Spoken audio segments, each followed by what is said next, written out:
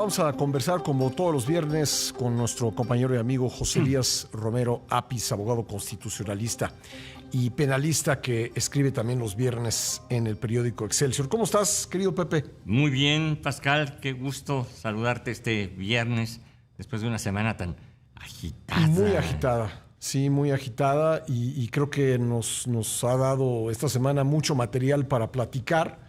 Así que pues vamos entrándole porque hay muchos temas. Si te parece, comencemos con la reforma electoral que se aprobó de manera express en un periodo de sesión extraordinario que duró apenas 2 días, ¿no?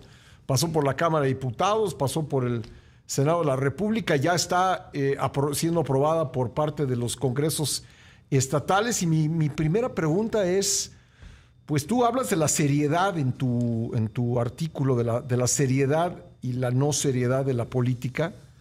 ¿Es serio hacer una reforma electoral así? Yo diría que no es del todo serio por varias razones. Una, te la digo como abogado, y que lo he platicado con muchos otros colegas, es porque no es... bien lograda, tiene muchos defectos del orden jurídico, es una reforma que pretende normas muy imperfectas y que a la larga van a crear problemas en el área a la que va dirigida.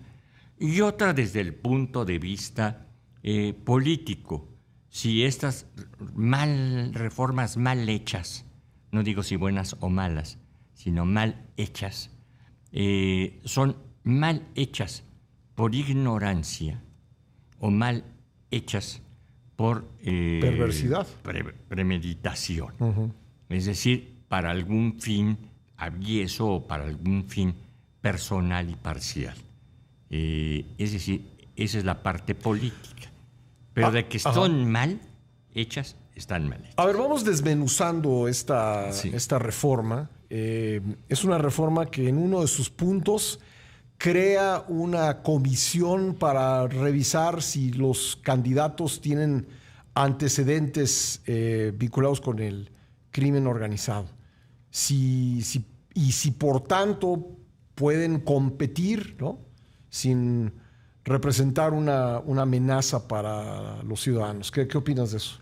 Bueno, una regla muy generalizada en casi todos los países civilizados es que quienes ocupan, bien sea por elección o bien sea por designación, cargos de interés público, cargos del orden público, y sobre todo donde se toman importantes decisiones, tengan, dice la Constitución, un modo honesto de vivir. Es decir, que no participen en delitos. Esto particularmente en lo que concierne a aquellos órganos ejecutivos. Eso también es muy ambiguo, ¿verdad? Porque ¿qué significa un modo honesto de vivir, ¿no? Entendamos que no hayas sido sentenciado, no juzgado, sino sentenciado por un delito. Esto no tiene que ver, ojo, con lo que llamamos jurídicamente cuestiones trascendentes, es decir, de otros. Si esto no tiene que ver con que tu amigo haya sido o sea delincuente, claro, o que con tu abuelo o tu primo lo sean, ¿verdad? Lo que se llama en tono de broma portación de amigo prohibido, ¿no? Así es. Sí. Es decir, sino que tú en lo personal, muy particularmente en los cargos ejecutivos porque son unipersonales. En los cargos legislativos o colectivos es menos importante porque las cosas no dependen de una sola persona, sino de un conjunto, a veces de 5, a veces de 500. Entonces, uno no hace tanto daño. Esa es la cuestión. Que en todos lados puedan filtrarse gentes que hayan cometido alguna vez alguna falta. Bueno, desde una falta de tránsito hasta un delito imprudencial, un accidente. Pero ¿tiene sentido esta revisión? No, de ninguna manera. De ninguna manera. No tiene ningún sentido, puesto que lo importante de la función pública no es lo que eres, sino cómo te portas en la función. Cómo te portas en ella. Si tú eres un agente que en tu juventud cometiste algún delito y eres un funcionario perfectamente limpio, honesto, eficiente, bueno para la sociedad. ¿Qué riesgos puede tener hacer esto? Bueno, el riesgo es la de descalificación parcial, subjetiva, interesada, facciosa, de dotar a un órgano o a una autoridad de una calificación, de un filtro para lo que se le ocurre. Simplemente para lo que se le ocurre.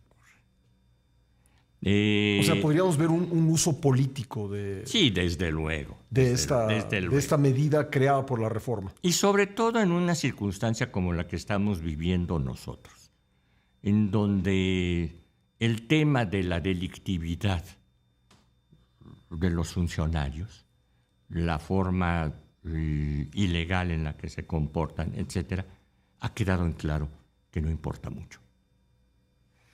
Bueno, ese es uno de los puntos. Otro es muy polémico también, que es la posibilidad de anular una elección por interferencia, injerencia del extranjero. Muy a menudo hemos platicado tú y yo que en este país, yo creo que para bien de este país, pues llevamos más de 100 años realizando elecciones federales en este caso, tanto para el Congreso como para la Presidencia de la República, sin que jamás se haya anulado una elección. Llevamos en este periodo constitucional 21 elecciones de presidente, incluyendo la extraordinaria que se realizó en 1929. Ninguna se ha anulado.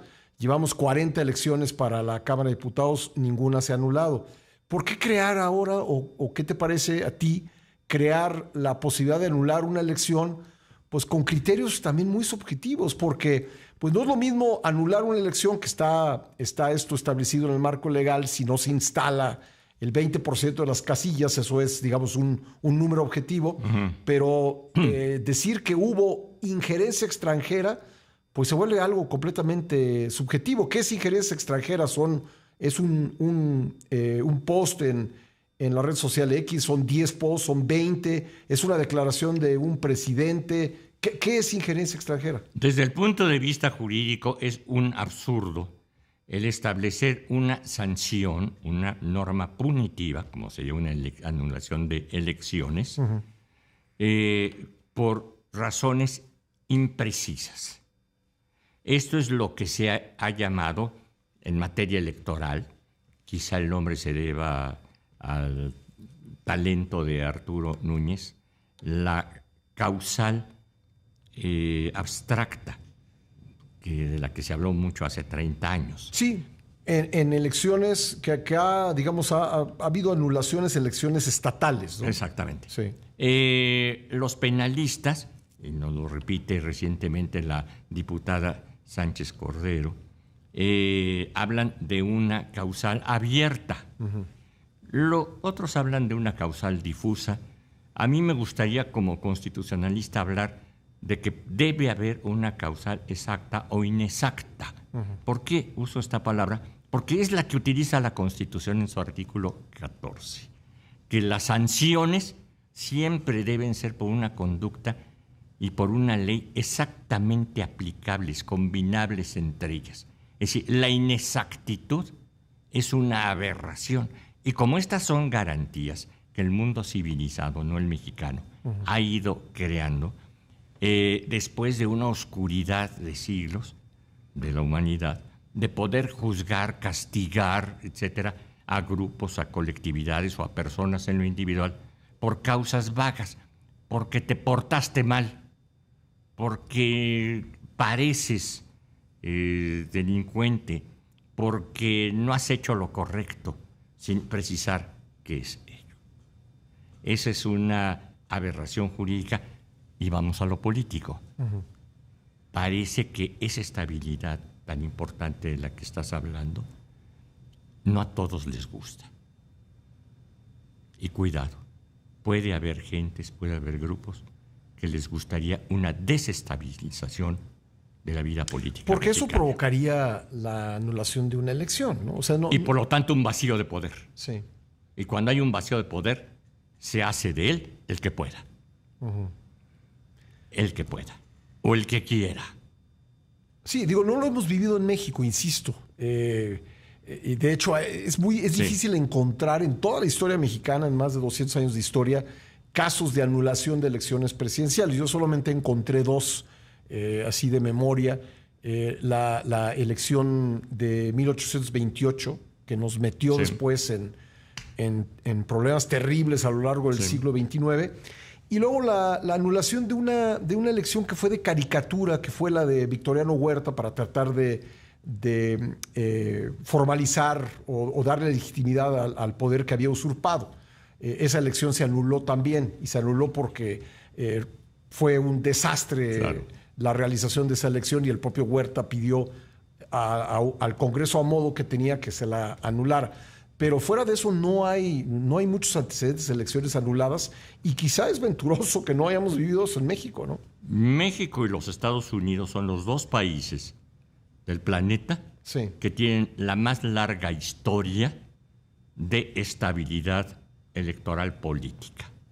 México con 109 años ya y los Estados Unidos con más de 200. De ahí en fuera ningún otro los empata. Ni los países europeos con todas sus guerras, ni los países latinoamericanos con todas sus dictaduras, ni los países europeos y africanos, asiáticos y africanos con todas sus calamidades. Sí, ¿a quién le interesaría algo que no hemos visto de desestabilización después de Victoriano Huerta?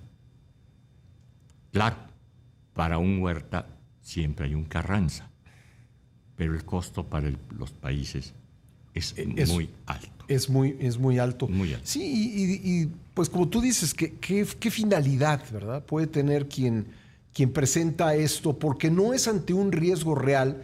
Y en todo caso, querido Pepe, si hemos de hablar de injerencias extranjeras, pues sin duda habría que incluir la que generan, por ejemplo, grupos narcotraficantes, ¿no? Grupos que exportan, por ejemplo, cocaína a través de territorio mexicano, y a través de territorio mexicano, y luego ese dinero se utiliza para pues comprar gobiernos, ¿no? Municipales o estatales, o compañías de precursores químicos en Asia, que también finalmente ese producto se transforma en droga, y esa droga se transforma en dinero que contamina nuestro proceso político. Es decir, si vamos a contemplar entidades del extranjero que han buscado interferir en nuestros procesos electorales y en nuestros procesos políticos, pues habría que ampliar la lista, ¿no? En todo caso. Sí, desde luego.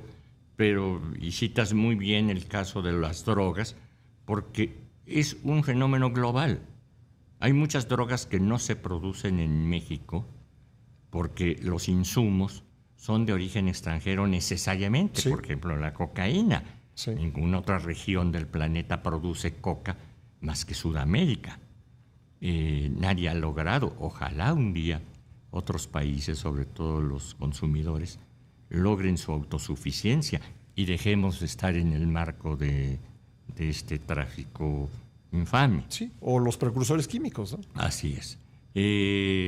Pero no podemos generalizar eso y contaminar la vida electoral con algo que no tiene necesariamente que ver con la vida electoral. A ver, otra cosa que me interesa preguntarte como especialista.